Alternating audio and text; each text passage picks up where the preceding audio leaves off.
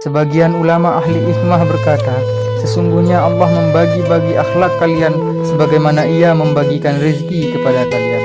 Secara material, ada orang yang diberikan rezeki melimpah ruah secara kecukupan, ada pula yang sederhana, tak begitu banyak. Demikian pula akhlak. Ada orang yang diberi anugerah oleh Allah mempunyai akhlak yang sangat bagus, jadi orang yang soleh. Ada juga yang akhlaknya lumayan bagus, dan ada pula yang kurang punya adab. Kita introspeksi diri kita masing-masing. Kita termasuk golongan orang yang mana? Sayyidina Umar ibnu Khattab mengatakan, "Ibu anfusakum qabla an tuhasabu." Introspeksilah pribadi kalian masing-masing sebelum kalian dihisab pada hari kiamat nanti. Ini Sayyidina Umar tidak mengatakan, "Hasibu khairakum qabla an tuhasabu." Hitung-hitunglah amal orang lain sebelum kalian dihisab. Maksudnya Sayyidina Umar supaya kita tidak suka mengoreksi pribadi orang lain, namun kita koreksi pribadi kita masing-masing. Ar-Rafi'i berkata, "Man shagalahu bi'uyubin nas, kasarat uyubuhu wa huwa la yadri." Barang siapa sibuk mencari kekurangan orang lain, cacat pribadinya akan menumpuk banyak, sedangkan ia sendiri tidak mengetahui. Patah mengatakan, semut di seberang lautan tampak, gajah di pelupuk mata tidak terlihat. Menggambarkan bagaimana orang yang suka mencari kesalahan orang lain namun lupa mengoreksi dirinya sendiri. Baginda Nabi Agung Muhammad SAW adalah pribadi yang sangat mulia. Ia diciptakan sebagai teladan atau prototip orang yang akhlaknya benar-benar diakui oleh Allah.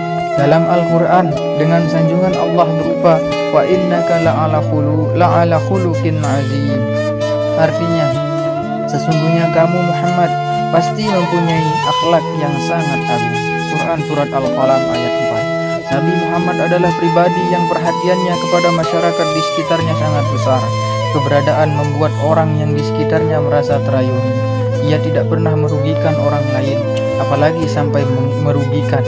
Mengecewakan saja Nabi tidak pernah, kecuali jika memang pribadi orang yang kecewa adalah orang yang iri atau hasud atas kebaikan dan kerasulan baginda Rasul Muhammad sallallahu alaihi wasallam. Ketika Nabi Muhammad pernah mendapatkan uang 90.000 dirham atau setara dengan 350 juta rupiah. Rasulullah kemudian membagikan kepada masyarakat di sekitar sampai benar-benar habis. Setelah uang habis, tiba-tiba ada seorang miskin datang kepada Nabi. "Ya Rasulullah, kami belum dapat." Kata Nabi, "Wah, ini sudah habis semua. Tapi kamu tetaplah tenang, jangan khawatir. Sana pergi ke toko, belanjalah sesuai dengan kebutuhanmu dan bilang sama penjualnya nanti, insya Allah aku yang akan membayar." Seperti demikian profil Rasulullah yang all-out dalam membela masyarakat, tidak menumpuk kekayaan pribadi, sedangkan di sampingnya susah. Diabaikan pura-pura tidak tahu. Banyak orang yang inginnya ditokohkan di tengah-tengah masyarakat, namun belum mau meneladani bagaimana Nabi memposisikan dirinya sebagai tokoh masyarakat. Nabi Muhammad bukanlah tokohnya umat Islam saja. Dalam membangun peradaban Madinah, Nabi Muhammad berdiri di atas semua golongan. Orang-orang non-muslim pun azalkan zimmi atau tidak melawan, memerangi Islam, akan mendapat perlindungan penuh dari Rasul Muhammad sallallahu alaihi wasallam. Para sahabat, orang yang hidup pada generasi terbaik sepanjang sejarah, juga berusaha melakukan hal-hal yang dicontohkan oleh baginda Nabi Agung Muhammad sallallahu alaihi wasallam. Sahabat Abu Darda mengaku, artinya, "Sesungguhnya aku mendoakan 70 orang dari saudara-saudaraku dalam sujudku. Saya sebut nama mereka masing-masing satu persatu." Potret orang solih adalah orang yang berkepribadian baik, entah itu saat di depan khalayak ataupun bahkan saat sendirian di tengah malam. Pada saat memanjatkan doa-doa munajat, saat sujud dalam sunyi, mereka tetap berkepribadian baik.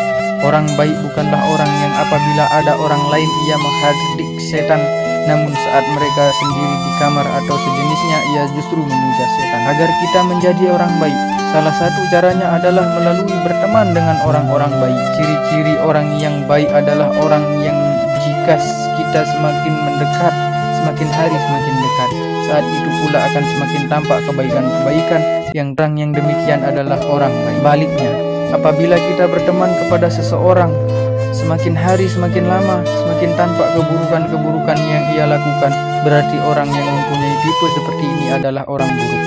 Di antara cara kita untuk menyeleksi teman itu termasuk baik atau tidak adalah dengan cara melihat siapa saja teman yang ia kumpuli. Jika kita lihat teman-teman yang tersebut baik, setidaknya kita bisa menilai secara umum bahwa orang itu adalah orang baik. Sebaliknya, jika perkumpulannya adalah orang-orang buruk, suka minuman keras, narkoba, dan lain sebagainya, secara umum ia masuk kategori mereka. Adapun orang-orang khusus yang dalam rangka berdakwah atau misi-misi tertentu, itu adalah pengecualian.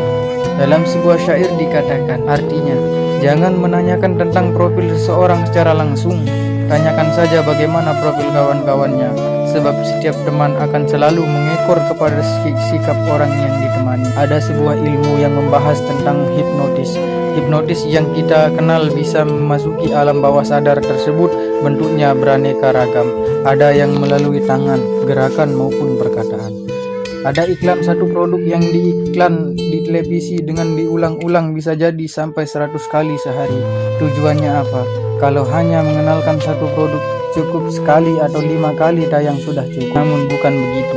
Tujuannya ia mempunyai tujuan menghipnotis, memasukkan satu produk ke dalam alam bawah sadar kita dengan cara disampaikan melalui audio visual secara masif, berulang-ulang. Dengan begitu, jika sudah tertanam, penonton akan membeli produk sesuai perintah alam bawah sadarnya. Begitu pula orang berteman. Orang yang berteman atau mempunyai lingkungan baik, karena kebaikan selalu diulang secara terus-menerus di depan mata, baik siang maupun malam. Secara otomatis, alam bawah sadar seseorang akan memerintahkan kebaikan.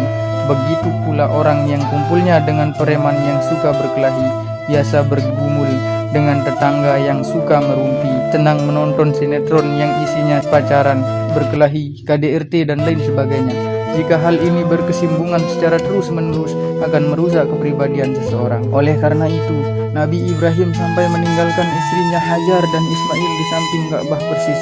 Nabi Ibrahim meninggalkan mereka untuk menuju Palestina karena wahyu dari Allah. Nabi Ibrahim tega meninggalkan mereka di lembah yang tandus. Tidak ada sumber mata air dan tumbuh-tumbuhan. Tekad Ibrahim sangat kuat.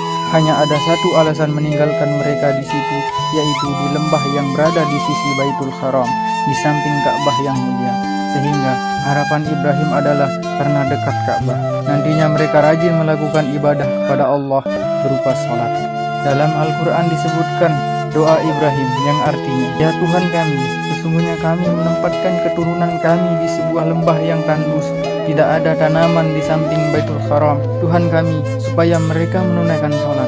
Jadikan hati-hati manusia ingin mendatangi mereka. Berilah mereka rezeki supaya mereka bersyukur." Dengan demikian, sudah semestinya kita membangun komunitas-komunitas, pertemanan-pertemanan kita dengan komunitas dan pertemanan yang isinya orang-orang baik, supaya kita bisa ikut-ikutan berubah menjadi semakin lebih baik lagi. Semoga kita senantiasa diberi pertolongan oleh Allah untuk selalu berbuat baik secara istiqomah. Nantinya kita diberi anugerah oleh Allah pada saatnya kita kembali kelak, kita meninggal, kita dan keluarga kita meninggal dalam keadaan husnul khotimah. Amin. Allahumma amin.